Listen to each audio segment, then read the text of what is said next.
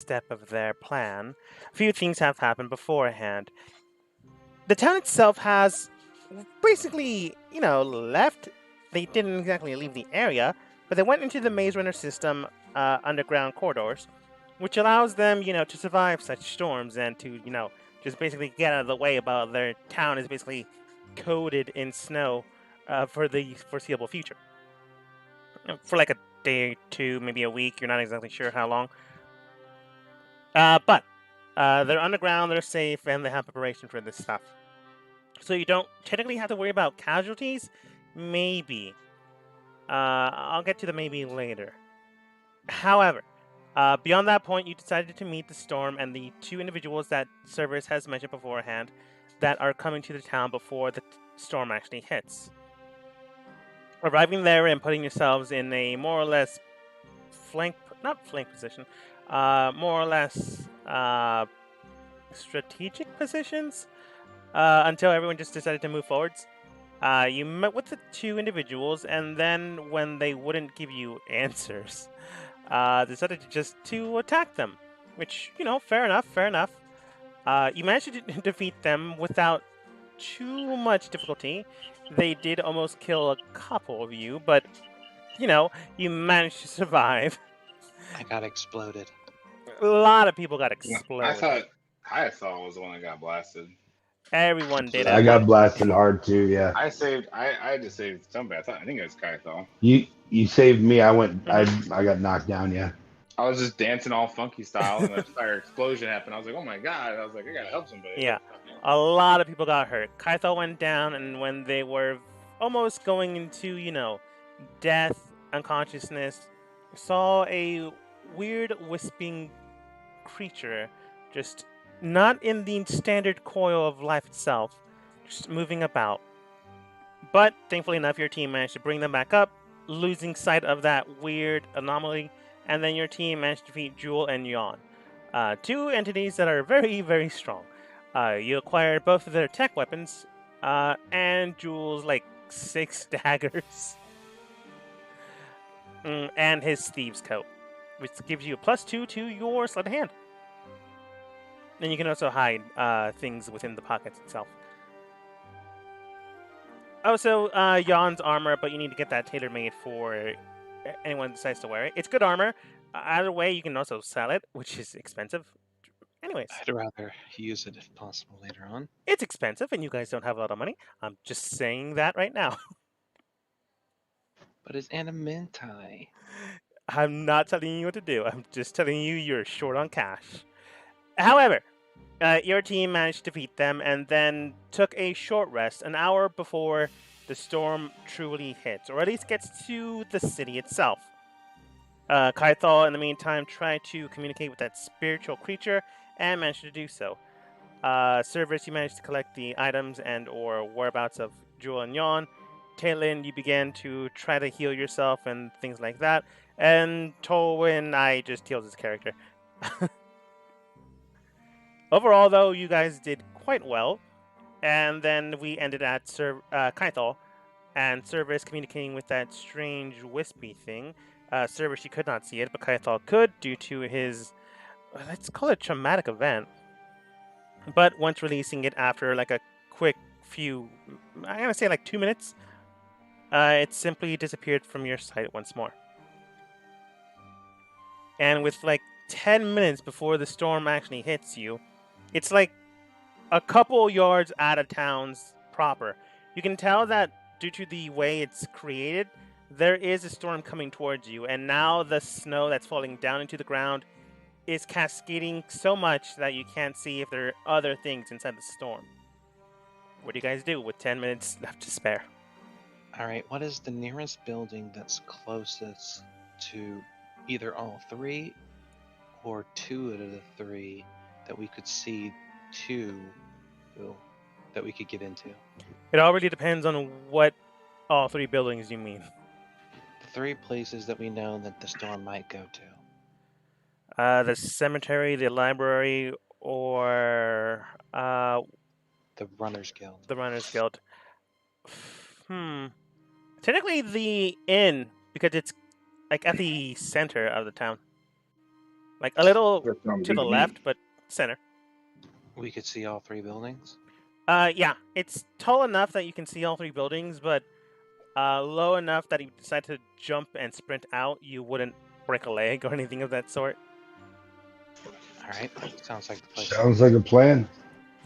This community, or at least this town, gets like basically destroyed once big enough storms come in the area. So buildings aren't exactly that highly built. Well, let's go Let's see. there. I will put down the lightning rod outside to reduce the electrical damage. Which one? The end we're going to a lightning rod. Okay. I'll place it outside of it, and once we go in, I'll set up some of the fire to go out. I'll have a torch with me and I'm prepared to light them so we can keep warm. And I will take a look at one of the buildings. I think I'll look. Hell no! I paid the lady a bunch of. If she was still there, I paid her like a bunch of, like a couple gold to keep a big roaring fire while we're sitting at the end waiting. Yeah, when people are still, above ground. She's not gonna How long have they been gone? leave like an hour and a half. She's not gonna have a We'll ask her fire to leave. going Yeah, I guess at that her makes in sense. when she's gone. Well, I told her to bank the coals, and when we got there, I fucking threw some logs on there. I Yeah. forgot about that. You guys probably told someone that you're likely gonna be above ground. You've definitely mentioned it enough that she does have things prepared that you can almost basically instantly create a fire. So that's really not an issue. Then I'd like to ask for one of the familiars, the bird, to be used for telepathy purposes to go to one of the buildings and keep in contact with it so we'll know if something happens there. His name is Mr. Falcon, Mr. and you talk to him next. Mr. Falcon. Mr. Falcon, if you Yes. wouldn't mind, could you choose whichever building you'd like to go to and keep an eye out to make sure there aren't any bad people in there? Yeah, he just blinks at you, and you see a little shit, just like, and he just blinks at you. I'm like, Sure. I just nod. I'm like, he understood what you meant. Right, got it. I Right. will look at the Runners Guild and keep an eye out on that one.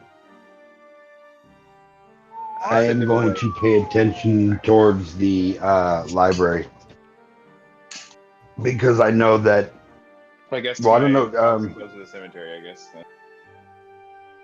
Okay, so library is to the left. Cerberus, you and the bird, I guess, are going to the Runners Guild? I am looking at the Runners Guild, and the bird is looking at the cemetery. Okay, that would be south. I want to say Tolwyn will probably also go towards the cemetery. Or at least looking at it. You don't have to actually go there to actually spot everything. But soon enough, the storm does eventually fall in. Moment after moment until it actually hits the actual city. Small droplets, trinkets of what appears to be snow begin to fall down. I don't know how actual snow falls down because I've never, gone to a place that snows. But I've seen it in movies. And if that doesn't help, here's a gift. It drifts. There you go. It looks just like that. Eventually, the area is coated in snow enough that you can tell that your vision will be impaired the further it goes in, but not so much that you can't currently see things. I want you all to go ahead and roll perception checks while you focus in on your own directions. Cerberus, you and the Runners Guild, Kythol, you and the library, and Talon, you and your bird at blanking on names. Cemetery. Decent. I literally said that not that long ago. Kythol, you can also make it at advantage since your dog's helping you. And same with Okay. you, Ran. Same with you, Talon. Man, I'm surprised you haven't changed Randall Thorn. Okay, so Service, you got a 22. Kaithal, you got a 22. And Talon, you got a 24. Natural 20.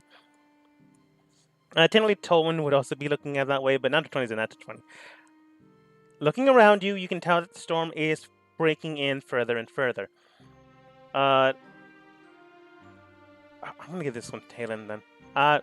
Looking around you, you can tell that a few bits of what appear to be hound-like creatures, but with hides tougher than normal-looking leather, are scurrying about in the streets and then wandering out in strange and different directions. They seem to be scouts looking for something, but nothing concrete just yet. With your viewpoint service, you can tell that two hounds go towards the Runners Guild. Following along behind it, some strange creature garbed in shadow.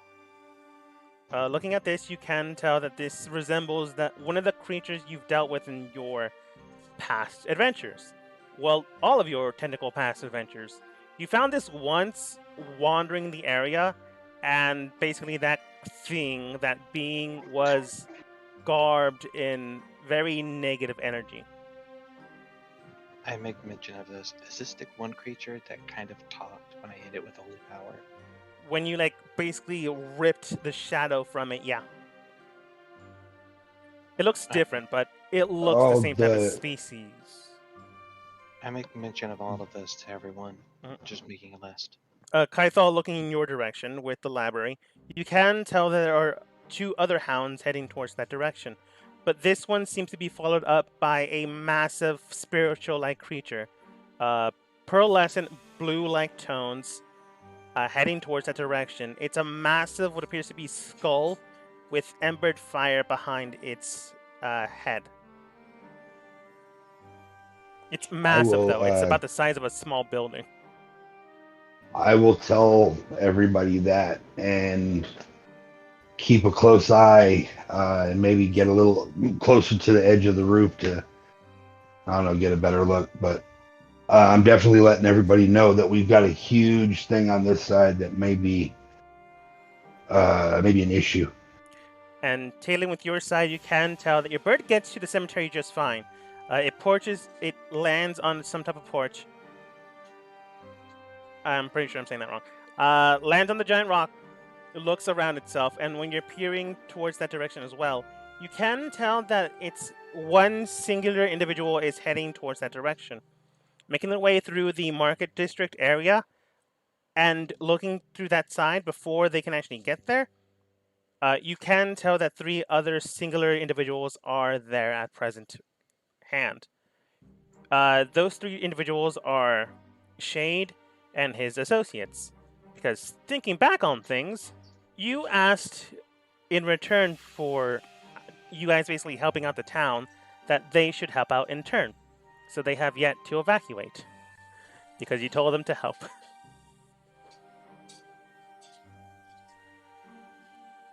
Okay, so we got some good guys on the cemetery. All right. Yes. Good. I've kind Some of thought homies. that Or people that we have to worry about. You're not entirely sure. But you can tell that just one singular individual is heading that direction. The individual is dressed and garbed in what appears to be a winter coat, but you got a natural 20. So their left hand, I think it's left, right, technically. Their right hand seems to be swaying in the wind as if it's made out of paper, various forms of paper. And looking at it closer, you can tell it's far thicker than that. It looks even more grotesque.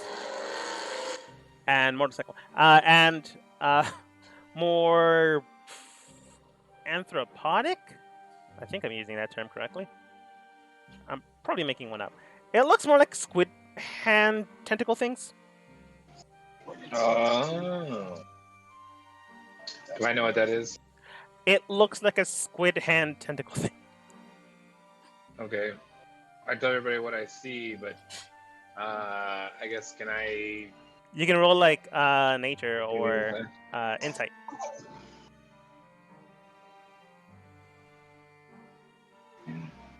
What about history? Yeah, you might have come across something like this in your So I studies. read something about this in my studies. No, that's not like it. You've heard of like creatures fuse or some type of amalgamation of creatures known as chimeras, but that's as much information as you remember. If he Okay. if he makes mention of it, can I give it a try? Well, I Yeah. definitely describe it to you. But what do you guys think we should do? Should we focus our attack? I think maybe we should focus our attack and try and take that guy out, even though our friends are over there, and then maybe we all go together and take one group at a time. I don't know. Or do you guys want to divide and conquer? I think we should stay united and try conquering individual, since we don't even Absolutely. Well, I didn't mean to separate our group. I meant like, as in like, go help the people, the shade and them, like, you know, kind of sandwich that bad boy. I think we should help Shade, since we could probably use his help in dealing with the other ones. We also That don't was my know, thought as well. we also don't know which place the storm is going to. Okay, well, I think we are all mostly in agreement. Kind of thought. I think you said. Yeah, I agree. All right. Yeah, I'm pretty sure I heard a yes, sir. Yeah, sure, sir. Yeah. All Sure, right, yes, let's do sir. this. They do this. All right. Well, we're rested and ready to roll. I guess. Let's go. I say we To the sneak cemetery. out. I guess. Yeah, sneak out and try and sneak up behind the guy at the cemetery and you know, snipe that fool. He hasn't got there yet. He's making his way through the market district. Yeah. Let's head that way. Okay.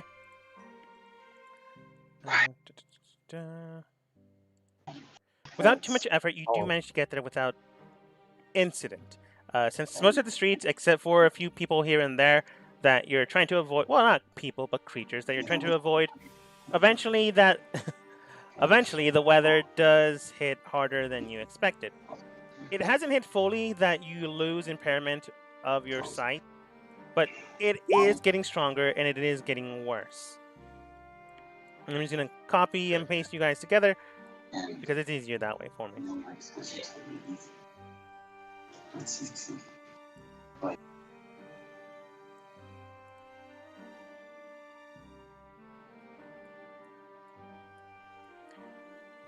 Let's see here. You would probably make it here. So once arriving to that destination, you can tell that that individual was moving along the left side street, still making their way southwards, while Shade and their companion, Connie and Vera, are making their way northwards. What do you guys do? I try. Can we see them? Can they see us? You can tell. Oops, I forgot the snow. You can tell that it's, excuse me, slowly getting worse. If they're not, like focusing on looking for you guys, you probably wouldn't be able to see you. I try waving and pointing towards the other street where the guy with the arm is at. All right. Go ahead and roll. I don't say persuasion.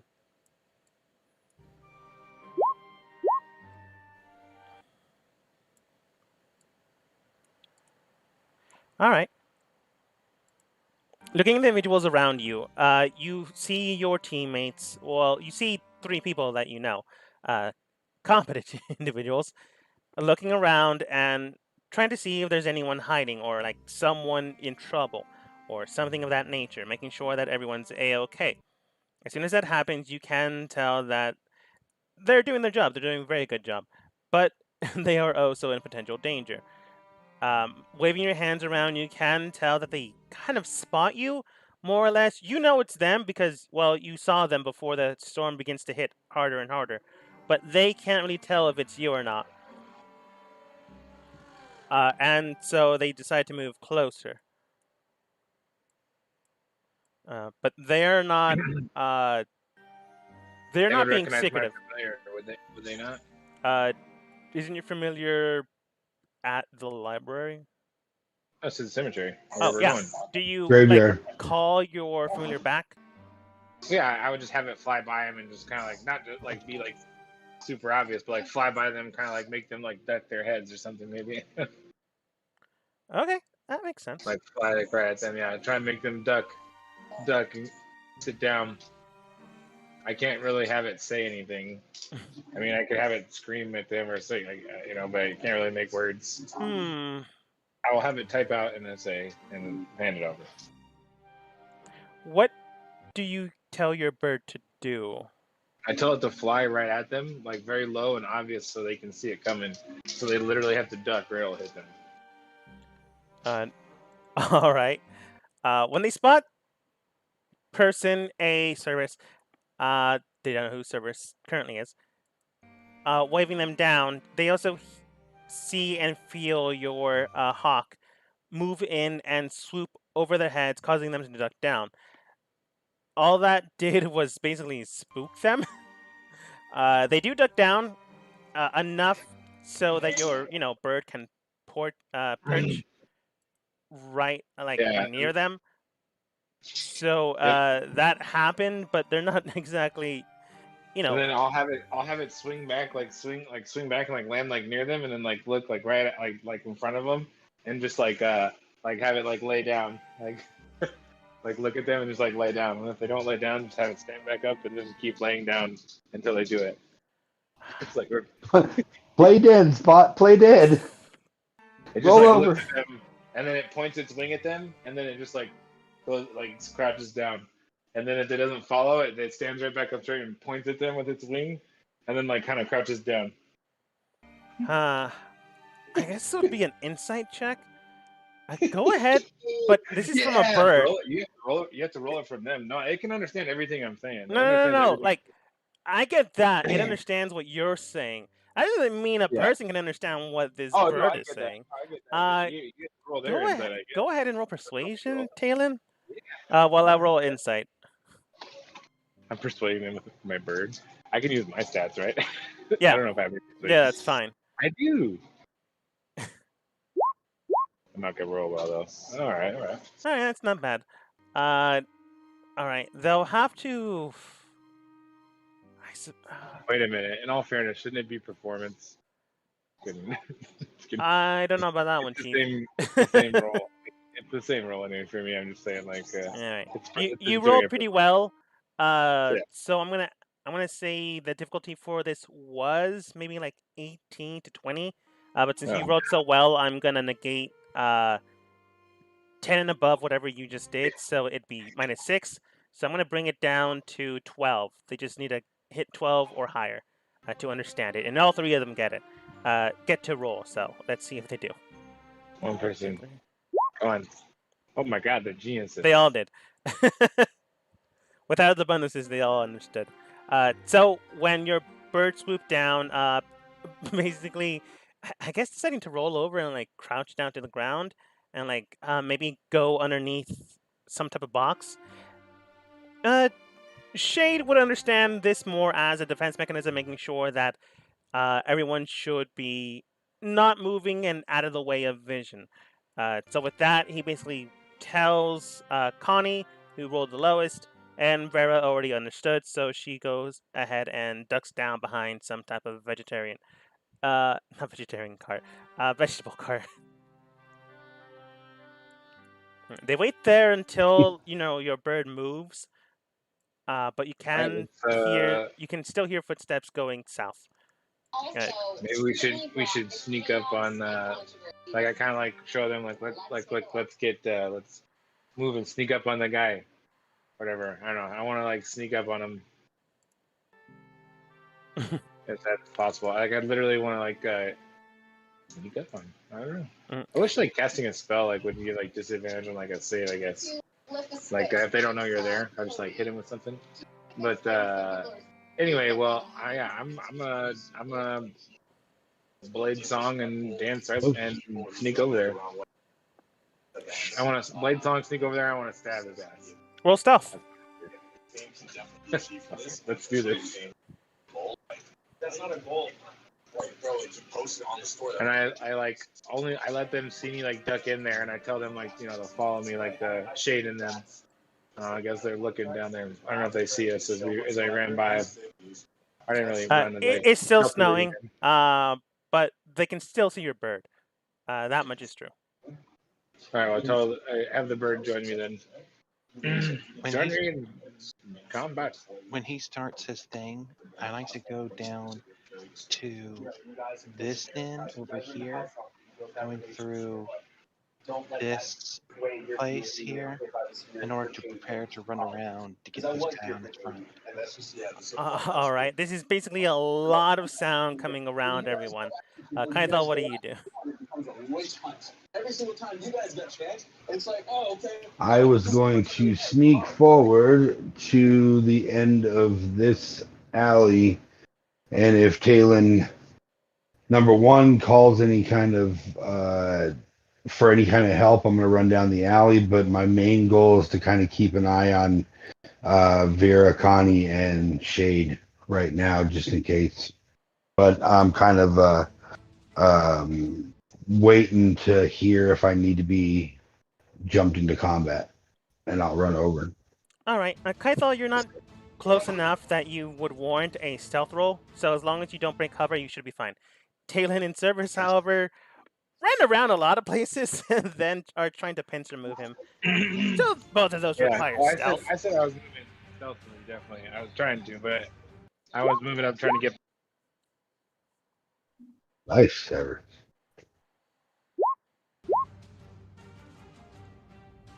Nice. All right. Everybody's all quiet. They aren't looking for you right now, so they're just using their basic stats. So they don't seem to notice you as Talon, you move around them.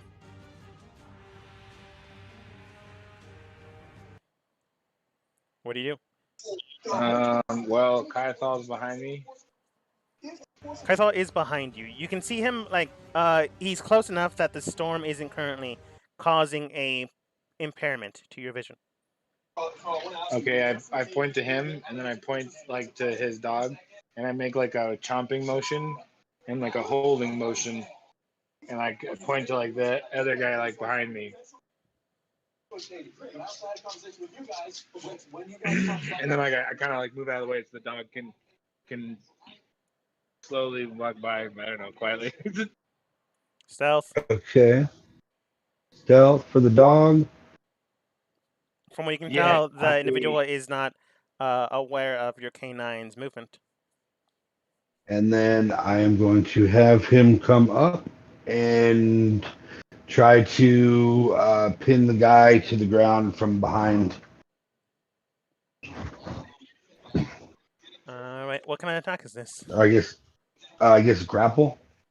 Yeah. All right. That would. You cast a spell on him before you got there, or no? Enlarge him first. I didn't. Oh, I should have enlarged him, but that would be hard. No, it'd be hard. I don't know if he'd be able to. I don't know if he'd be able to get through the alleyway. But. Sneaking like a huge bear, and he just nobody sees it.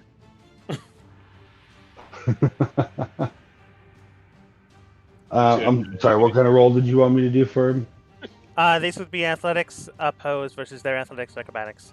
Going back to the history check that Cerberus did roll, 18, you can tell that this is a type of chimera amalgamation of creature and man, or humanoid. The strange tendril-like being does indicate that it has some type of water monstrosity ensnared and entrapped around it. However, you can tell that it's, this type of thing isn't normal.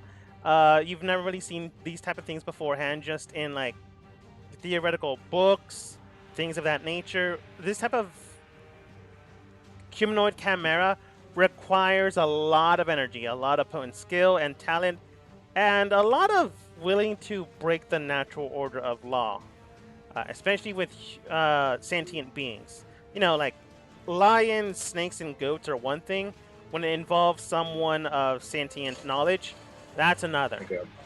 Like a puppy that is and a little very girl difficult to do. Like a puppy and a dog. Sorry, Yeah. like a puppy and a little girl. Right.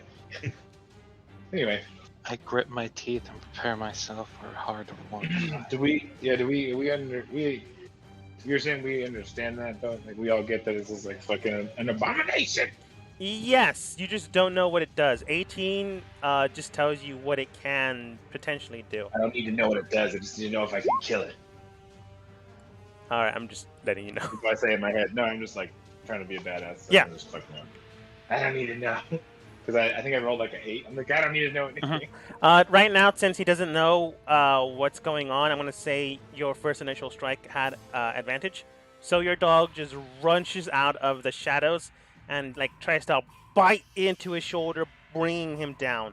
He's going to try to roll... Yeah, he's going to go with athletics. And then I'm gonna try and jump and attack like after the dog grabs him. I was like, Nice, I rolled low. Doggy out. As soon as that happens, you see the hound just rush into him and bite his shoulder. And then with the weight of, 2-ton steel, just brings him down to his knees. I want everyone to go ahead and roll turn order.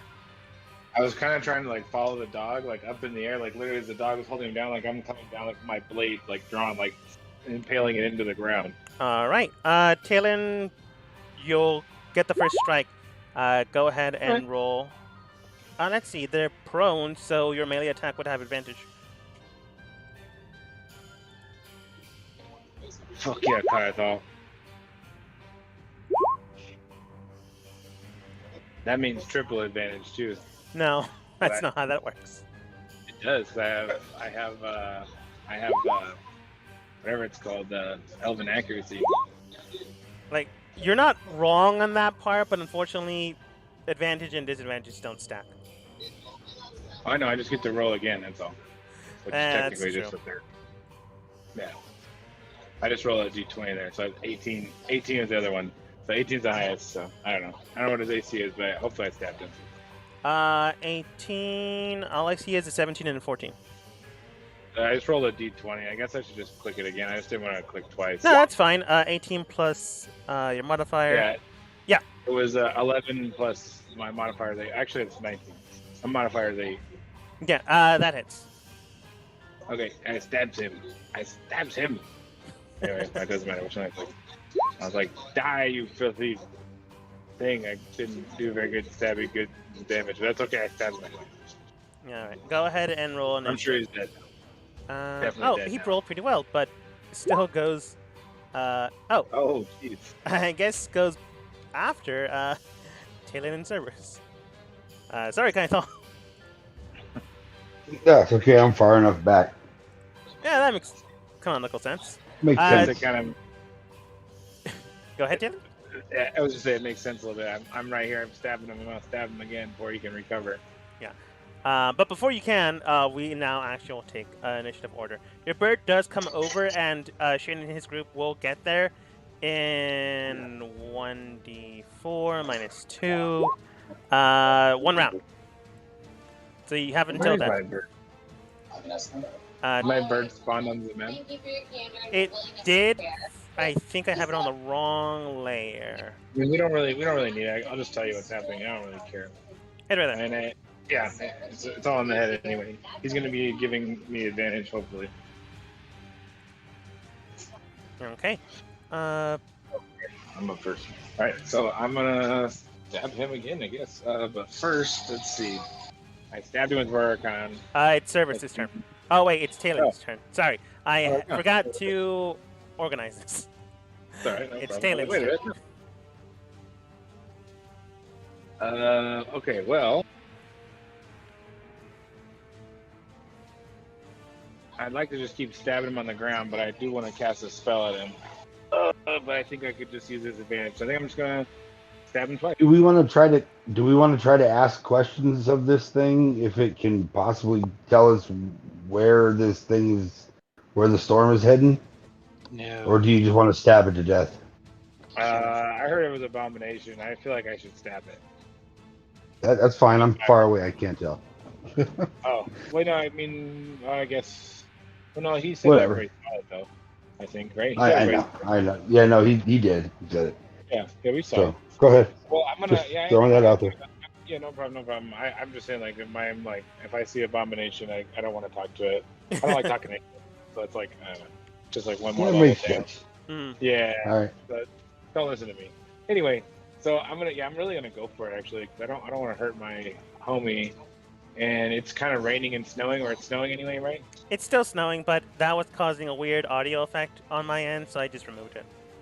Okay, yeah, I didn't. I was making sure, but anyway, I am gonna. I don't think I should waste this spell actually. No, I'm so low on spells. I can't. I'm low on spells. I better say it. I'm just gonna attack. Boom, boom.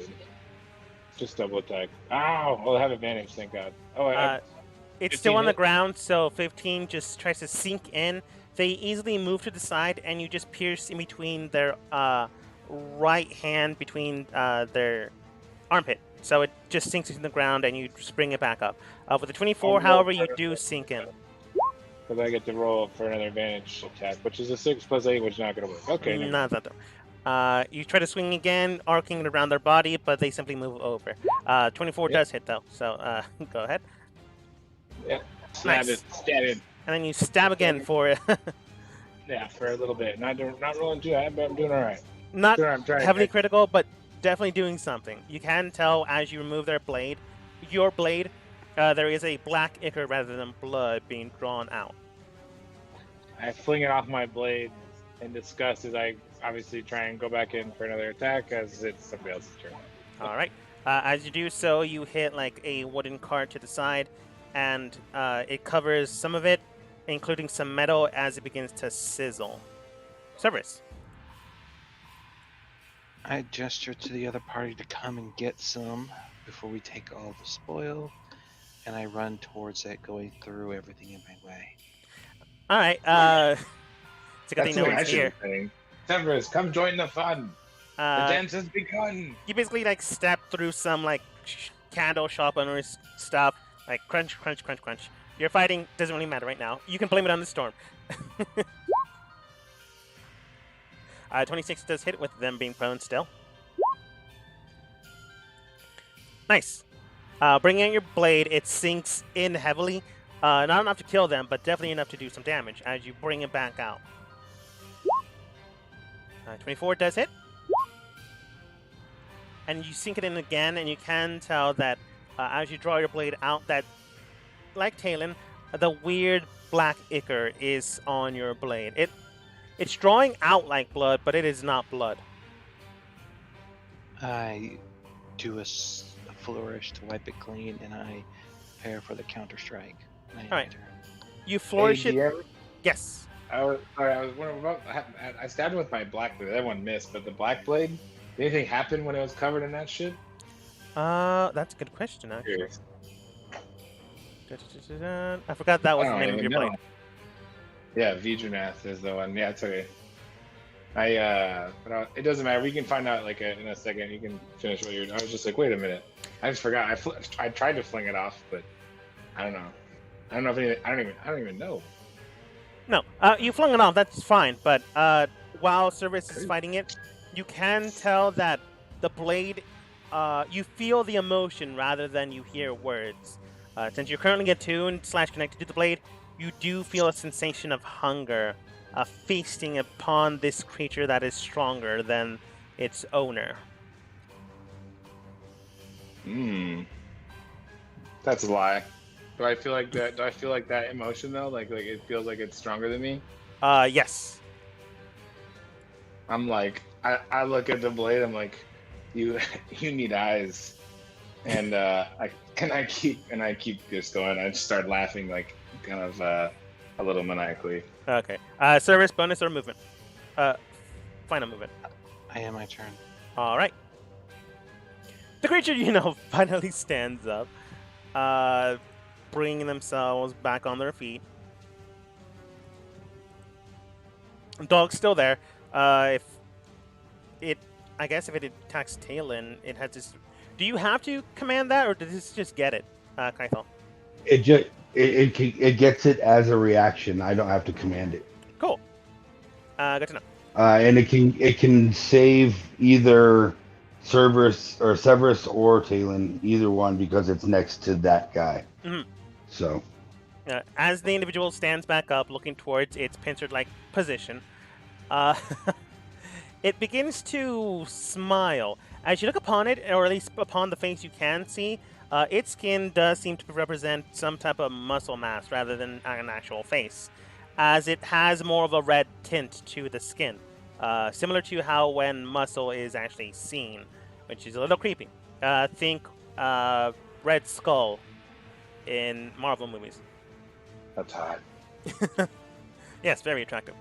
Looking towards you two, it does say something in Infernal. Do you guys speak it? I do. Oh, No. Okay. Talon does. So when it tells your group / Talon, it simply states, well now, Mother did say that people were investigating. Let's see if you have something to say. But first, and then it looks towards Kaithol's hound. I think payback is due. It You would outstretches. attack a puppy first, I said, you coward. in Infernal.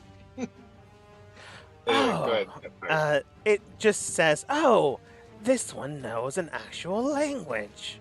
It's still gonna attack the dog, but it's surprised you can actually speak Infernal. And Yeah. its tendrilled hand goes directly towards, unfortunately, your dog. All right. I'm pretty sure 23 hits with 15 AC. 23 does hit, yes. And so its hand moves around the dog, the tendrils, and then wraps around them and sinks in with 12 points of bludgeoning damage. If it can reduce it, feel free to reduce it. However, now that its tendrilled hand No, is it cannot. wrapped up, I want your dog to go ahead and roll a strength saving throw. Strength save. No, No. or probably not. So then it begins to lift up its elbow-like position, and you can see that the dog is being lifted up. The dog weighs like maybe 200, 300 pounds. D&D, magic, mumbo-jumbo. It probably would weigh more in actual life, but 200, 300 pounds, definitely a person and a half. So when it lifts up into the air, that's a little concerning, and then it just flings the dog 30 feet technically to the right because he doesn't know you're there. Oh. So it just crashes next to you. It does take, let's see, 2d6 for 5d6 points of falling damage. Okay. Thankfully enough, there's no modifier for this. It just flung your dog for 15 points of damage. That's exactly what he has, so the dog is out of commission. Why do I keep hurting your dog? Hey, that's okay. That's all right. Hitting the ground. He's down. He turns off, doesn't die, but you do need to rip Oh, him yeah. after this. But that's Yeah, perfect. for I mean, he sure. wasted all of his shit doing that, so didn't hurt us. Didn't hurt you, technically. Gretel. So he's still doing his job. All right. Now I'm angry, so I will run here, hop my dog, and run over to here. Do I have an angle at him Yeah, to throw? Yeah? Okay. I am throwing. No, actually, I have to get my character sheet back to where I was. But I am throwing that bad boy at him. You could just use telekinesis instead. Oh, I guess I could. 19 does hit though. But, yeah, I'll take this right now. All right. With a good amount of force behind you, you fling over the chakram directly towards their abdomen-like area. It sinks in and cuts heavily, and then it bounces back and lands back into your hand. You can tell as you slivered a good amount of the clothes away that you cut around the right side. So when some of that revealed itself, you can tell that there's more tendrils underneath his cloak, which means that his right hand is not the only thing that's squid-like. Gotcha.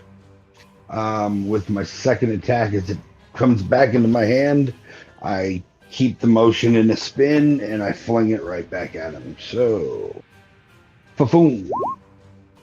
I'll take that too. Nice. 29 definitely does hit. You fling it back at them, and it sinks into the abdomen once more. It does bounce back to you, and you can tell that they're finally very, very hurt. They're not dead, but definitely considered bloodied. That would be the end of my turn then. Yep, Right. that's the end of my turn. At the start of NPC / Tolwyn's turn, I'm gonna have. I'm not gonna make him a giant wolf. That would make no current sense. I'm gonna say he's here now. Since he doesn't want to destroy public property any more than he already has. What do I use? I don't think he would. Yeah, I'll just use the Weapon of Life.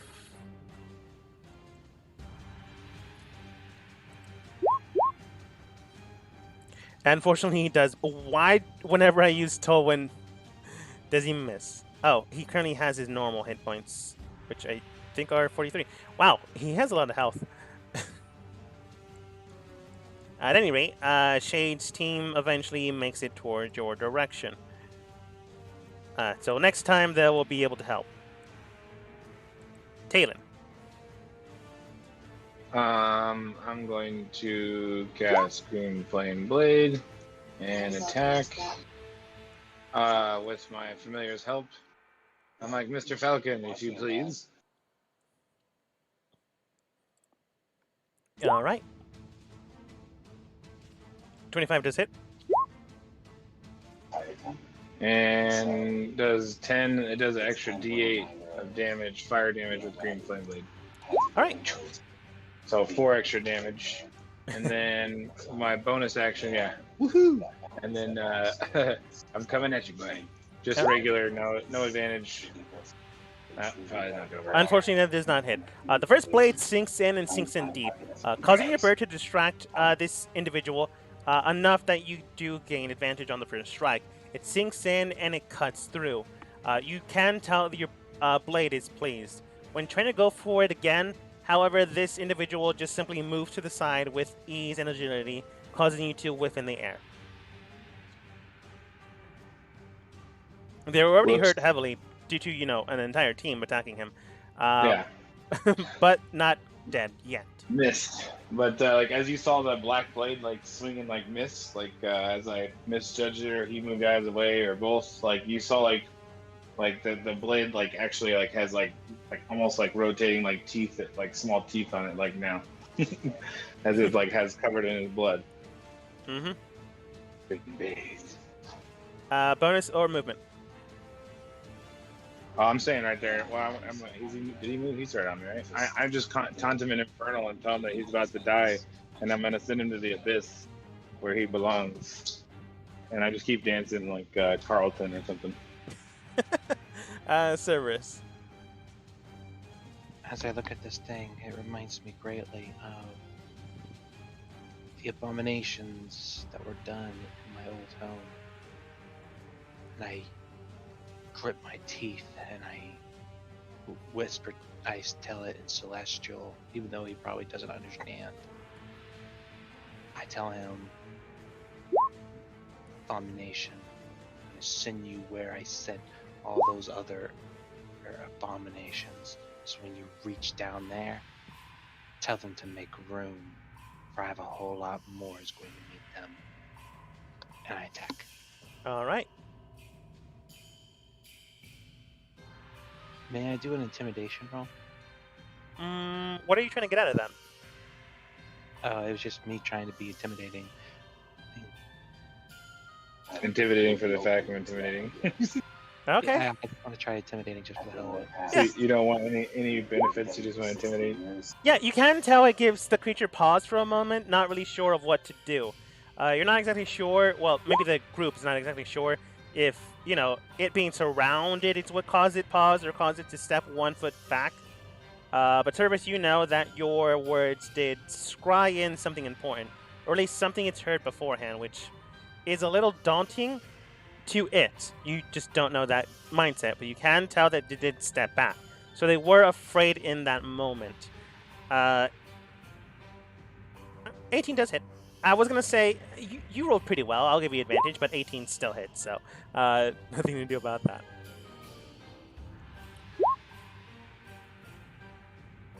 Alright. 17, I'm afraid, does not hit. So for the first strike, giving advantage, you sink in, causing 10 points of damage. You can tell that more and more black ichor is being drawn out and oozing out of your blades. Let's see here. And unfortunately, 17 does not hit the second round. I am my turn. All right.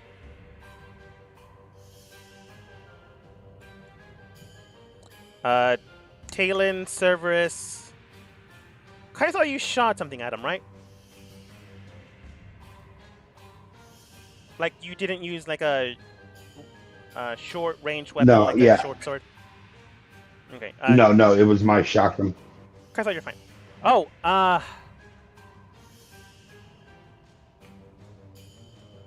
did you wipe the blade off? The chakram? Yeah. Oh, like- no. Swap it like Talon and Cerberus did the first time it happened? Yeah, because I wasn't playing that game, so I didn't know about it. But yes, if they did something back then I did something. You probably saw right now. Talon do it the first time, but they didn't do it the second time. Neither did Cerberus.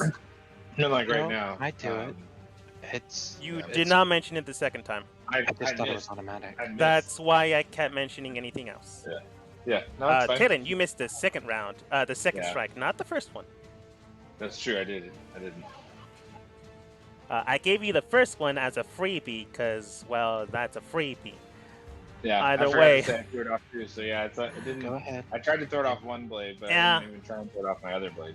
So, Talon, I'm going to give you a freebie because I forgot to tell you it on your turn. So, okay, I thought you're fine.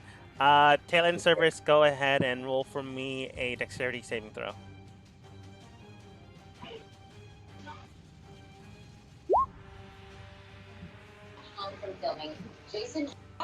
All right. And Talon? I mean, I think, yeah, I think I still need to roll one because you told me. 21, 19. All right. As it begins to take its turn, or at least before its turn actually starts, with some of the black ichor still on your blades, you can't definitely tell this, but you can tell that something is happening with your blades. You feel a scent of iron begin to draw and forge itself around you. So you look around and you look at your blade itself. You see that weird ichor begin to crawl up your weapons. If these were standard weapons, it'd probably, destroy the blade. But they're magical. So before it actually, corrodes the entire blade itself, it begins to go directly towards your hands. Before it does completely coat your hands, you fling it as hard as you can, causing the ichor to remove itself from your hands. Service you as well. It did do a good amount of burning sensational damage on your skin, but your blades are fine since they're magical. Well, since they're specific magical weapons. Other magical weapons might not have been so lucky. But you still sustain half of the acid damage. If you can reduce acid damage, you're more than welcome to. But that is 4d4 plus 2. 13 by half. I'm going to round it up to 7. Talon and Cerberus, you both succeeded. So, beforehand, it was a free action. Now, if you decide not to remove the black ichor from your blade, it is a bonus action. Think wisely. And now it actually takes its turn. Let's see here. Who would it consider a threat? Probably the two people that keep stabbing it, which would be Talon and Cerberus. I'm going to flip a coin. Evens, Talon, odds, Cerberus. Good day. Looks like Cerberus. Sorry, Cerberus. Attack service. It gets out its tendrils hand once more and goes in for the kill. Well, for the grapple, not grapple. Because it can still miss. It's 1d20 plus its bonus. Wrapping itself, its hands just lace around your armor and crunch in. You do sustain some damage. From what I can tell, your armor class was met and beaten. So unfortunately, you do not. You do not I pass the said first Bob, round. not we. So that's 1d10 plus 8 for a total of 13 damage. And I want you to go ahead and roll a strength saving throw, or else be grappled for the secondary strike. Thankfully enough, 16 does succeed. So when its tendrils begin to pincer in more, you move to the side, allowing your body to just duck down before the tendrils completely grab onto you. So now it doesn't gain just auto attack on you. Still gets to try to hit, but no longer does it automatically succeed. 15, thankfully enough, is not enough to hit. So when it goes again, you just use your blade to move the tendrils away. Kaithal. Okay. I am still upset about my dog, so I am flinging my chakram again. Once. 26 does hit. Okay. I'm going to hit it with a branding smite for an extra. What level? Just that. So boom. It should be 2. Okay. Your branding smite chakram burns into the air and sinks in. It does so much damage, you can tell that a good amount of its coat just is basically charred and cindered away. Its right side of the body is basically tendrils connecting to muscle tissue connecting to a humanoid-like body. The humanoid-like body itself, its skin, is red, black tendrils. It's like the shadowy creatures you guys faced before, along with another humanoid body. Which is creepy in my mind. I don't know how creepy it is in yours, but consider it creepy.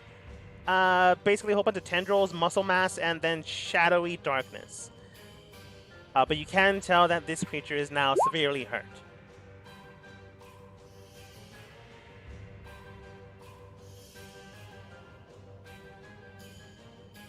Alright. Cool. I am going to take my second attack on it and do the same thing. If I can find my... Where the hell is my... Okay, couldn't find my my pointer, my whatever the hell it's called. Fair enough. That thing. Yes. It's called a cursor, by the way. Thank you. Fantastic. Yes. Man, So I found that. Real good. I know. Well, let me make sure. You said the chakram was a +5 to attack, right? Yeah. You're literally doing I'm just well. making You sure. rolled a 17, man. Okay, just making sure. Yeah, don't worry about it. Effectively, he only had 17 health left. So how do you want to bring him down? I wanted to go straight through his neck, taking his head off, because I'm mad about my dog. I'm just mad about the dog. I don't even care. Die! Like an Olympic frisbee tosser, you just... I think frisbee's still in the Olympics?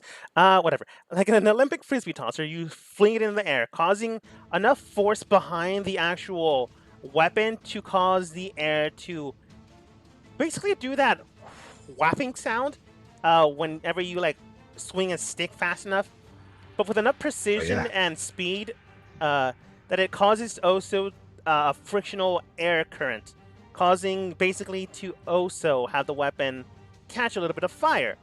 Instantly, it cuts and cleaves head completely off, also causing it to cauterize around the wounds, effectively killing the creature. And if it was some type of undead thing that can pop its head back on, no longer able to. Bringing it down for the count. And I will fling that nasty black crap off my chakram. Okay. Spin it around like a old Wild West fighter and hang it back on my belt. Thankfully enough, at this point, I'm pretty sure you guys would have figured that out. So since you're out of combat, you guys probably just fling it off of your weapons. Yeah. Vera, Connie, and Shade, thank you for backing us up. We have some information to tell you, and we go ahead and give them the basics of what we've seen and what we've fought in so far. Which direction do you think we should go next? Connie looks at you guys and she goes, no offense, but looks towards Kaithal. Kaithal, you did good. Did you ask it what it came here for? Couldn't speak with that. Okay. Well, we should probably investigate where it was going. The only place of interest, I guess, would be the cemetery. We believe that they're looking for something. One is the cemetery, and we believe the other two places are the library or the Runners Guild, Runners Hall. We believe we saw different sets of creatures going to all three directions in general. We saw you guys down here, so we decided to give you a hand. When you say that, Shade does state. I mean, I just saw like a 500-pound dog being thrown in the air like it's nothing. So, fair. We're a separate group. And I run back. Yeah, and you run back.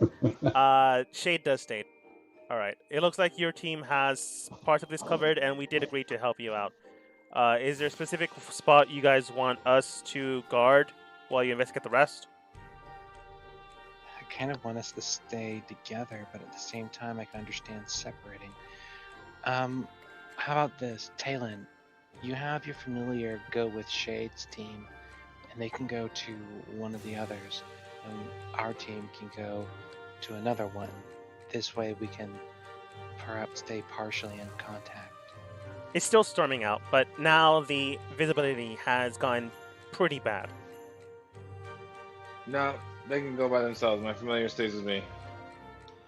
Alright, then how about our team goes to the runners and their team goes to the library? Vera does state. I think that would Fair be enough. a fine idea. Do any of you have any healing power? I can cast 2 healing spells a day. Let's see here. She looks through her book and she does state, I have Healing Word, and I also have flips through it again. Some minor healing spell that she shows you the book. I can't read it. Service, do you know Primordial? No. You can't read it either. She flips it back to herself. Just one healing spell on me, if you please. I took a big hit. Sure.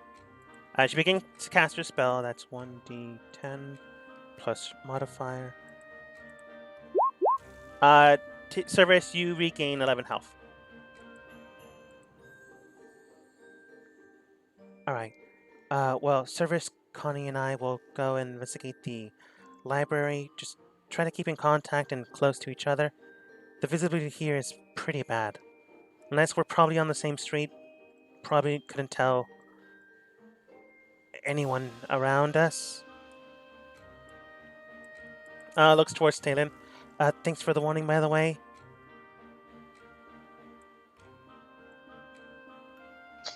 I just nod at him and say, if you have basically the balls to come out and battle, then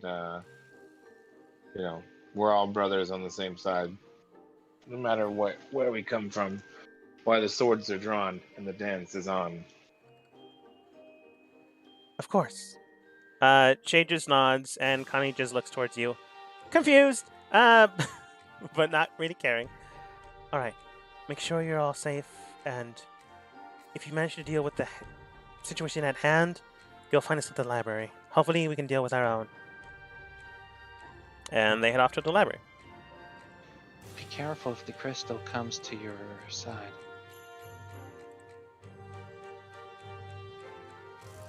Right, currently moving them to the library because I removed them from the library. DM, real quick, is my wolf to a point where I could not use mending on him, or is he down for the count? He could be mended It- a it- little bit, but right now you're basically in a storm fighting enemies. okay, He can be mobile, understood. but he's not able to fight currently.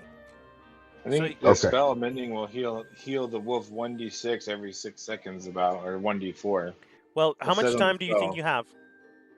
I don't know. It's only 6 seconds to cast at one time. I mean, can we wait 1 minute? Do you It's wait 10, 1 minute? 10 times to cast it. Yeah, to get his wolf back. Hell yeah, wait. Everything is really helpful. Okay.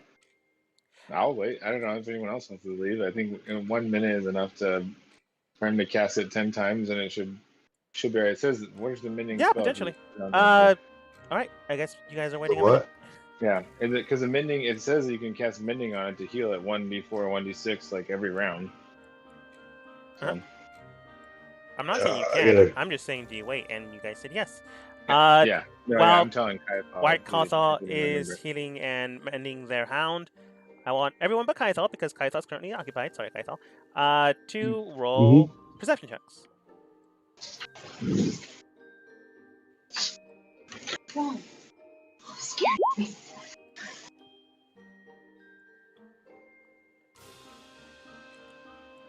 That is not super good, but not terrible.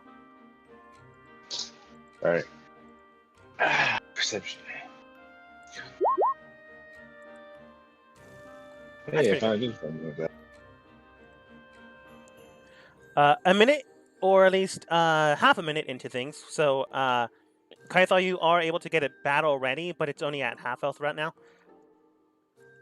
Okay.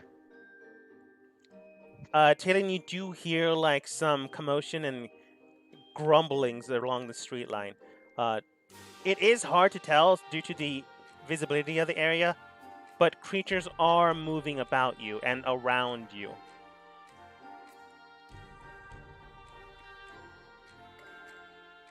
Okay. Well, did they, whatever the. They aren't currently Right. attacking. You Okay. can hear them, and you can slightly see them. You rolled pretty well. So currently they're Yeah. like sniffing at the ground, curving around, kind of where your footsteps were. I tried to get to the runner's hall as quietly as possible to not arouse their attention. Yeah, so we all can just fall back and go to the run and head that way. We all need to move together. Go ahead and I'll roll stealth.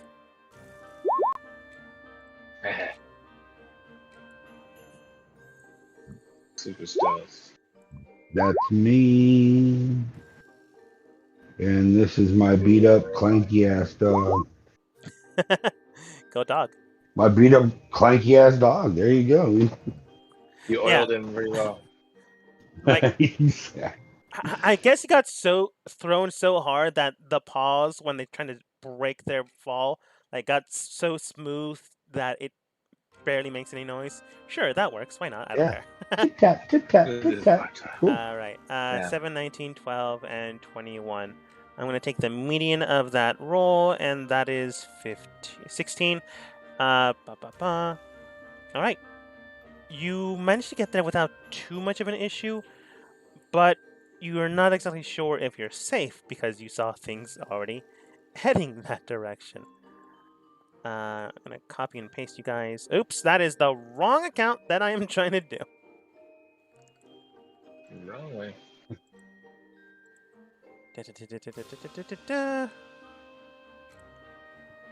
You begin to move without too much of an issue, but you do manage to get there just fine. As you manage to get like 5 feet before you actually enter inside, you can tell that strange creatures have, moved here. And thankfully enough, Kaithal, you did see these creatures beforehand. You saw 2 of these weird creatures that were already roaming the streets. That much you found out already. but you also found one of those shadowy monster-like things, those humanoid people dressed in garb and shadow. Do you walk inside knowing they're there, or do you simply wait and see? I will wait How quietly big and. is the building? It is Are you humanoid asking level. me? Oh. You saw it at a distance, so it's between 5 to 8 feet tall. We could use the slippers to try to get a higher advantage point. That's true. Or Can hear we me get out here, because these are just buildings and these people are used to their buildings being destroyed. We shut all the doors and we start the place on fire. the statues in there?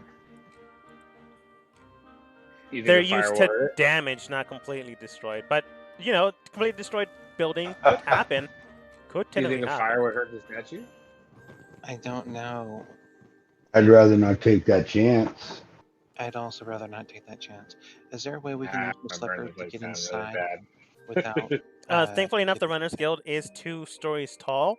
So if you believe they're not on the second story, you could, hop in one of the windows. I like to take this plan. Do the rest of you?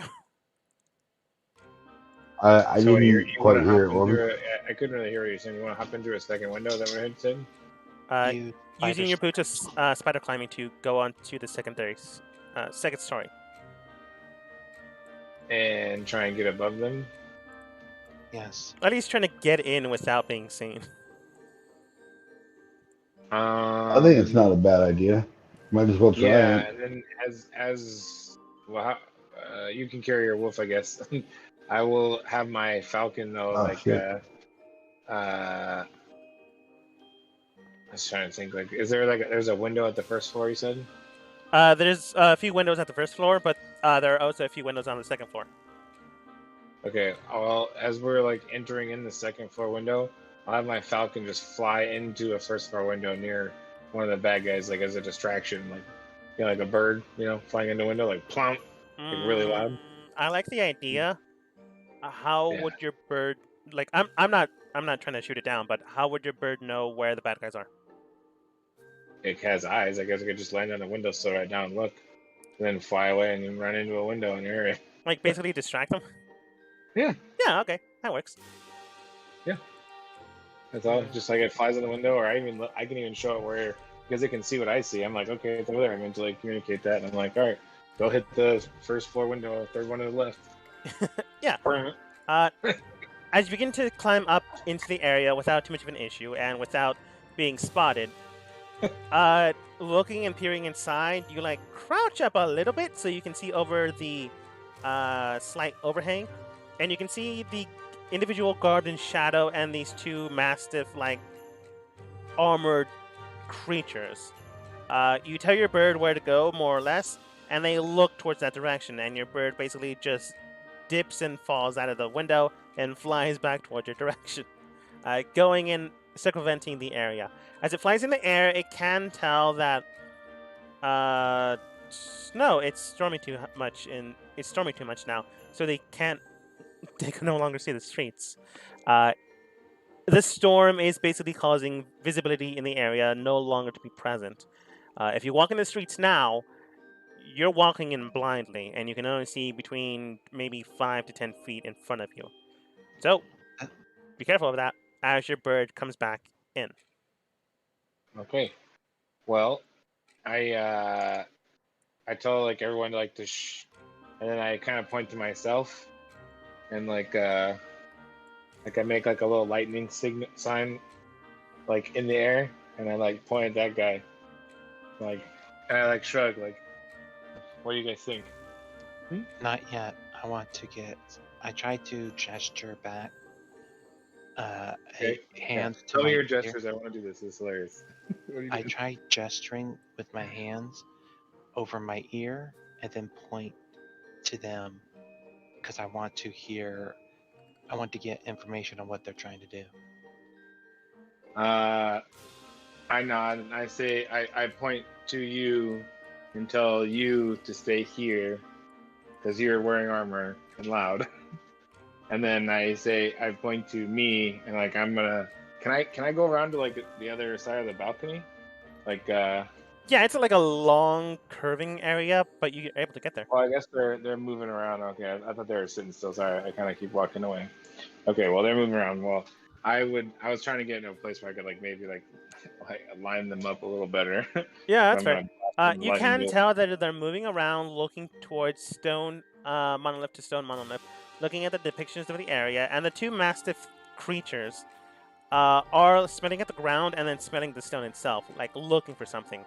As you examine them, you can tell that the creatures dressed in armored hide are essentially more or less. You couldn't really see it outside due to the snow, but as you see an actual vision of them, they do have eyes, but they're milky white, indicating that they don't have vision.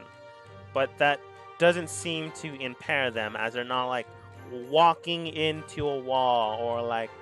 Yeah, they're obviously using something else for vision or sight or whatever you want to say. The woman Okay. themselves, or at least the shadow-garbed individual that seems to resemble a woman, is also looking at the stonework itself, like taking a finger and lining it through. They seem to be investigating the area, but they have yet to get the statue. They seem to be moving slowly through. It's possible because they believe they have the entire night, or they're looking for something specific. Mostly they're looking down though, or are they looking up as well? The hounds are looking down, sniffing around, and the woman themselves has the line of sight of everything else. They don't look up from. Well, they do from time to time, Like I'm talking but about they like on the aren't. ceiling. What do you mean? Like I'm like on the roof. Are they looking at the roof at all? The woman does look up to the roof from time to time, but she doesn't like do it often. Like, some time passes, looks up. Some time passes, looks up. Like maybe every other minute. Okay. I was gonna say maybe we could like climb up there, like drop down on her. Like Spider-Man. Like you could within the time frame that she does it. It's not so regular that you couldn't do it, but it is regular enough that if you're I not send careful, my foot to another window.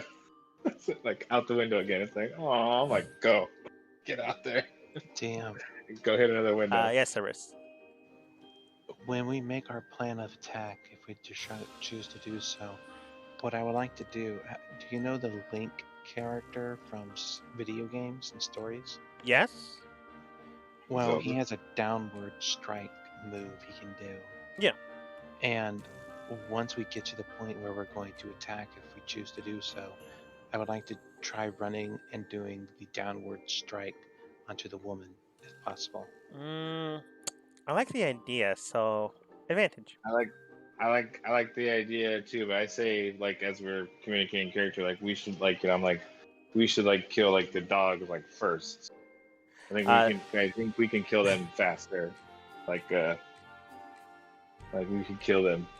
What Like do you can also like roll some type of nature checks, insight checks, perception checks, whatever you can think of to gather more data on these enemies. But I do like the whole stabby stab idea. That being said, feel free to do what you decide to. Do I recognize them from my own home experience? From dealing with... Not these creatures. All right, then can I make a sort of check I know nothing. from comparison? Yeah, that's why I said do what you feel like you would do. Yeah, and I like the idea too. That's kind of my idea as well, like dropping down from the ceiling and just like impaling them. I already did that once today. It worked out well. If you do manage to actually hit the individuals you're trying to go for, you will only take half the falling damage. If you don't, you take your full extent of the falling damage. It's only 20 feet I love up, it. but you know, it's Like still gonna hurt. It's like 2d6 damage. I'll be Yeah. fine. No risk, no reward. You know, I Yeah. want to deliver that, and I want to deliver it hard right into her face. 3d6 sword. or half of that. Looking and investigating the nature of these creatures and the Yeah. humanoid woman, you can tell that these creatures have sturdy outer skin. It almost looks like bedrock rather than actual skin, so you do know that they're hardy. They do have multiple scars around them, so they do often not fight. But that's as best as you're going to get with a 5. The women Yeah. themselves, you have no idea what they are, other than the fact that you've encountered something like this beforehand. And beforehand, they were more or less still mentally human, as they were wandering the area, as if they were enacting or reacting something of their past. This is likely something that has progressed beyond that point. So they're acting upon their own volition and their own actions, but also likely being controlled based off of, the information you got from the Chimera dude not that long ago. Uh, that's all you get with the 5. Service, basically the exact same thing. Then I prepare myself to look, trying to see and understand what they're doing, getting any sort of insight to see if I can tell what they're looking for, and preparing myself to strike if we decide to do so. All right. From what we can tell, they're looking for something similar to stone, but they are not. It's weird. You can tell that they're looking for something specific, but they themselves may not know what they're looking for, as they're still hovering around the area, not like looking towards the statue itself specifically, but they are like taking every single step to make sure they cover everything. You're looking for stone, yet they're not going straight for the giant stone statue first? That seems a little weird. It's possible they don't know what they're looking for. But I can definitely tell it's stone. Like, they're obviously looking at the stonework and the artwork. Everything else, it's not, hey, I found this statue. It's more like, hey, I found this pictograph on this stone wall. Or, hey, I found this stone statue depicting 2 runners heading towards a town. It's stuff like that they're looking at first and beforehand. They aren't looking at the statue just yet, but you can tell based off of the patterns that is something they will eventually get to. All right, then I hold. I hold for the moment until it's time to strike. Okay. Do the rest of you guys do? I guess. We really need information right now.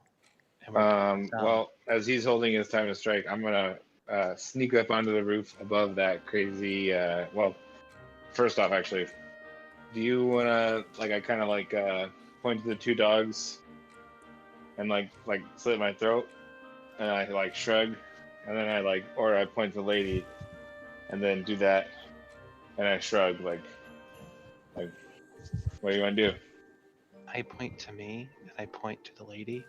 I point to you, and then I do a so-so gesture, and then a circle to emphasize. We all need to focus on one person. So if you want to go fight her first, that's fine. Then we both need to just try and jump on her and murder her. I feel that she's the more powerful one, and if we can take her down first, it would be easier. Yeah, that's fine. I was thinking she might be harder to kill in the first round, but we might be able to jump on one of those doggies and wipe them out. And then there is the other doggy and then her. I feel that if we do that, it might be more of a imbalance, I guess. I just feel all right. Taking her Let's down do it then. Wiser. Kyathal, where are you at in all this? I'm standing right here. I'm getting ready to drop my chakram down on this thing right below me if I need to. Oh yeah, drop it on it. Oh, so Kyathal, your dog doesn't have spider climbing boots. You were able to carry it here just fine. No, I just, was gonna say your dog is not able to. I was gonna use my telekinesis to lift them up and pop them into the window. You can if you want to, but it's a one-day use. Yeah, I know. It's if you can hold it. You can carry him. He said you could carry him. You and someone else can carry them to the second story. That's fine. They just can't, we'll jump off of the second story and not be hurt. Yeah, that's a 5th level spell. That could be helpful at some point. You can grab her and hold her still. But it's only on your DC. But still, you can try and every round you can try and stop her from doing something. So, and she can't really get rid of it unless you break concentration. Okay. Well, either way, I'm getting ready to attack this thing below me if need be. Mm-hmm. I like dropping that thing out. That's a really good idea because it's if there's 1 ton, you won't be able to move. It's 500 pounds. Oh, half a ton. That's still pretty heavy. Though. Yeah. Yeah. Then maybe what if you land on it as well, and then you can just sit there on top of it, adding the weight to it, and then shoot the other guy with your dog on top of it as well. Tell everyone jump on it. Oh, I don't know. Sorry, I just thought that visual of that it was funny to me. Fair. So I guess we have our battle plan. I guess we keep watching until we choose the moment to strike. I say wait, I'm gonna move up, I'm gonna up on the roof. I'm gonna go up on the roof and drop down, and then you can I point to you, jump over the balcony. All right. I try moving as quietly as I can to But get. I say wait for me first because you're loud. I'm like I'm like wait, me first. I'm quiet. Watch me screw this up after all this. Now I'm gonna roll a 1. I swear to God, it's gonna be hilarious. Do we need to make another stealth check to put ourselves into position? No. Currently, it's that whole. You can hear them on the first floor. Oh, I thought I was going to roll. Well, technically that would be reverse. If you decide to, actually put yourselves within the line of sight of individuals, yes. Okay. Yeah, I'm going up on the roof. Hold on, I gotta see where she's at. She's wiggling. Okay. Oh, no, I'm just messing around. Well, I'm gonna go on the roof above her. I'm gonna try to anyway. Right, at that point, yeah, stealth. Yeah, stealth. Yeah, stealth. Oop, I'm over there. Already on top of her. Anyway, yeah, I'm gonna try and stealth that. Yes, I am. There we go. Oof. Not good. Do we have advantage because there's nowhere there? I like that idea. Yeah. Thank God. Technically no, but I like the idea, so yes. You begin to climb up and you accidentally step on some tile that is not tile. Rather, it's an ornament. So it begins to slightly crack, but you quickly push your body around it, causing it to be muffled. As soon as that happens, you release that pressure point and continue to climb up. You're now at above her, technically. Also on the total roof. Yeah, I make eye contact with Severus, and I got a thumbs up. Kyathal, I look like I'm on the roof, make contact, thumbs up. I give a thumbs up. All right. And I have my finger I give a out, thumbs up. 3, 2, 1, and I close my fist, and you see me just drop from the ceiling, boom. Okay. I was gonna say something before that, but I guess we're. Oh, okay. Well, you're fine. No, it's fine. No, it's fine. In fact, it might help you out later along the lines. You've been here for a while. You've been looking around, and Taylor, did you send out your bird or? Oh wait, technically, never mind. Visibility is lost. He came back. Never mind. You don't know that this is happening. You jump down, balls, fist out, ready to strike. Talon stealthed in, going in for the kill. Advantage strike downwards. Your elven accuracy thing, so re-roll the dice. Yeah, I'm gonna do that with my 19 does hit. With my the Vidranath. I lead with my black blade. I don't know why, I just feel like I should stab her with the black one. So and I start to drain her life energy. I don't know what I have to roll though, sorry. She needs to roll a hit, so she takes 3d6 necrotic damage. Okay. Alright, that's not her rolling anything, that's you rolling something. Yeah, sorry. I rolled a hit and then she takes the damage. I roll 3 of them? Yeah. Okay, and then I take half that. And I think I regain half that. Yeah. You also fell, so it just negates itself. Oh yeah, did she take more damage that I fell on her though? Stabbed her and fell on her? Yeah. You gain advantage, she takes the falling damage as well. And as long as you hit, you just take half of it. Since you already rolled 3d6, I'm going to use that one. You can do it here, but yeah, I already did it. Yeah, that's fine. I didn't even see that. Roll this well. I have one more. That's fine. Anyway, I still stab with my blade though. Sorry. Yeah, you guess stab that's in with a okay. good amount of force that it does buckle her knees. She doesn't go down, but she is hurt. Oh, I critted. There's really no Too way bad I of didn't getting just around roll. that. You turn your blade quickly, causing your force and momentum to swing in and strike, causing a good amount of damage with your secondary blade. It swings in and strikes her lower abdomen, revealing the shadow just piercing in with your black blade. As it does so, you feel a sensation immediately and abruptly. Taylor, I want you to go ahead and roll an intelligence saving throw. Oh, no. This is a mistake. Oh no. As you do so, Cerberus, what's your pass perception? See, this is why we need you to have those wizard levels fucking kind of fall. Save me. 15. Okay, Cerberus, you probably see this. Kaithal, what's your pass perception?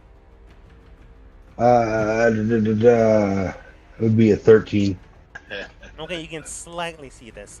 Kaithal, you can tell that Talon slashes in heavily with his crisp new blade, all black, dark, definitely goth motif to it. But you feel like there's something different about his face when he begins to strike in. Cerberus, when you look down to see and investigate the current predicament, Talon slashes in, it hits, and you think, all right, we're doing this. We're doing a great job.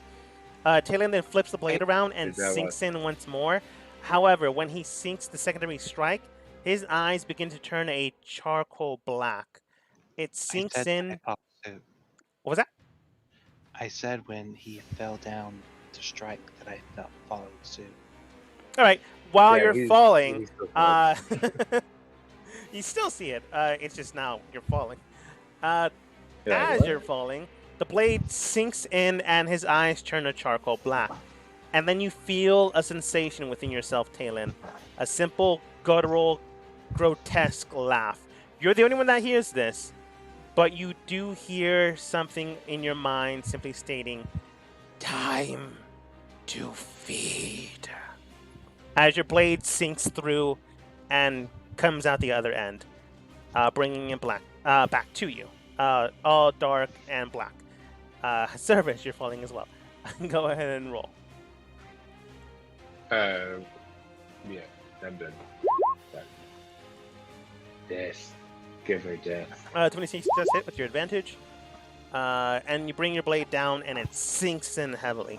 With a good enough force that you can tell that she is injured. How much extra damage? 3d6 because it's the basic falling damage, and then because you hit, you take half of that instead of the entire thing. So she gains 10 additional points, and you take 5 falling damage.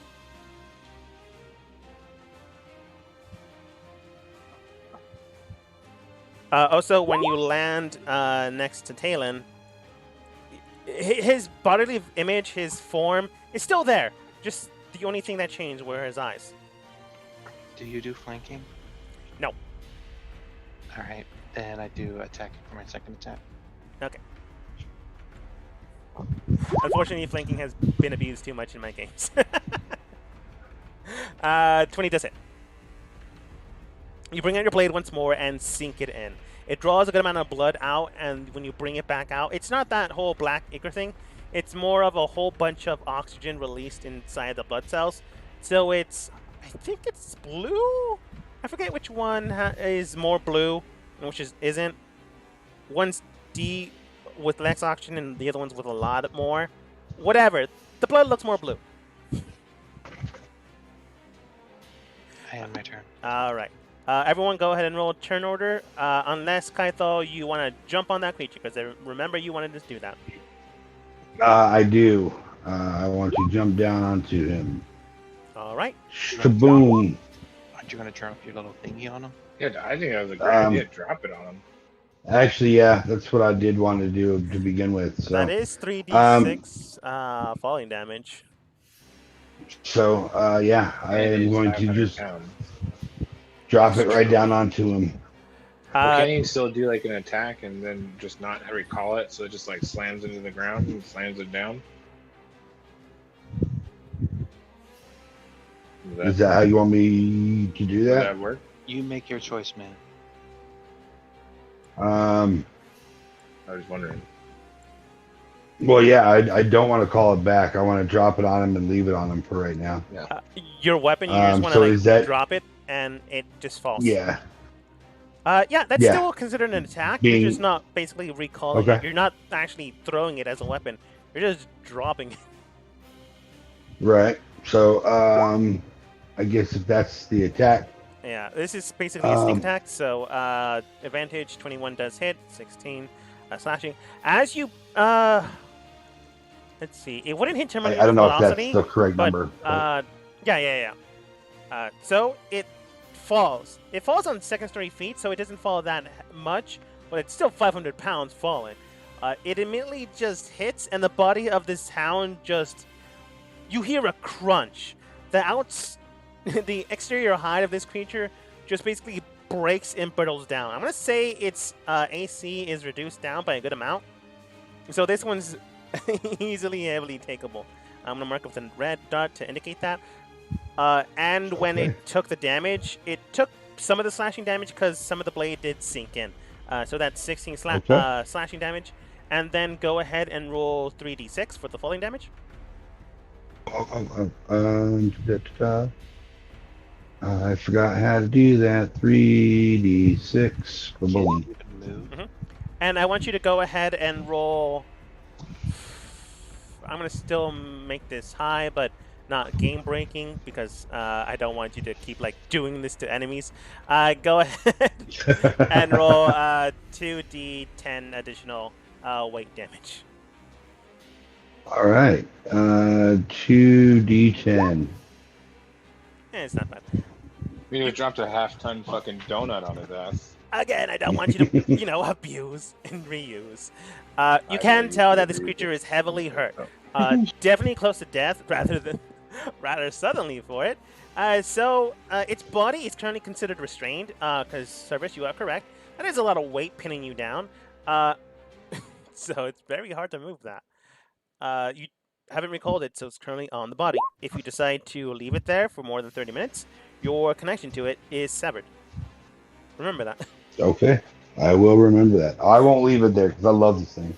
Yeah. All right. That's basically stealth combat, so I will now roll for opponents.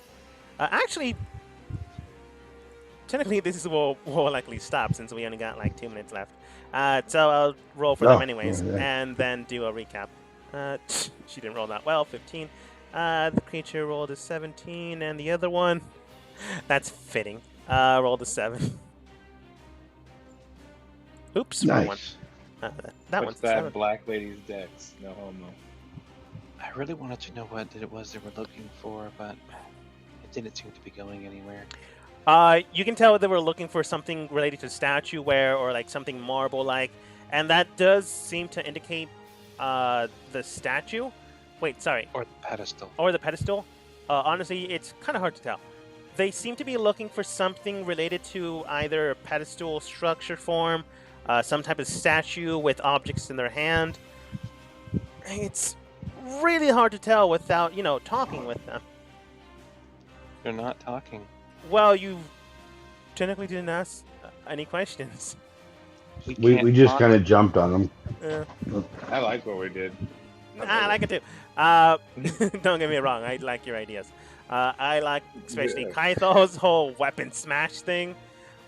Yeah. Please don't We abuse all it. came up. Honestly, yeah, you all did. But technically, it's Yeah. Kaitho's weapon, so I'm gonna give him the We're credit. good. We're a good team. Well, hell yeah, it's definitely Kaisal's credit. Yeah. We're So- good. We're a good team. Yes, it's his. I'm not complaining that. Yeah. I'm just stating that Yeah. the dog came up. Yeah, I know. You all can leave this plan. So, Yeah. as your team begins to basically hurl down their bodies to make sure that this hurts against the enemies, one thing is definitely yeah. true. The enemies are looking for something. You just can't really tell. They are looking for something related to either stonework and objects carried upon some type of humanoid hand. It's possible that, it's the statue inside the Runners Guild. But it's also possible that it's something else. Correlating this, or at least figuring that out, you could speak with the enemy. Once you stop trying to stab it, you haven't heard it speak. But then again, it's currently with two more or less dog-like creatures. Not dog actual creatures, but dog-like creatures. So it maybe never needed to. One thing does stand true. Your team is very, very good at attacking the enemy, but you keep attacking the enemy, which kills your reserved strength. So if you continue to do this, things will only get tougher from here. But I kind of like to see where this will go. So we'll figure this one out next time. As of Yeah, the session that was a good ambush for today.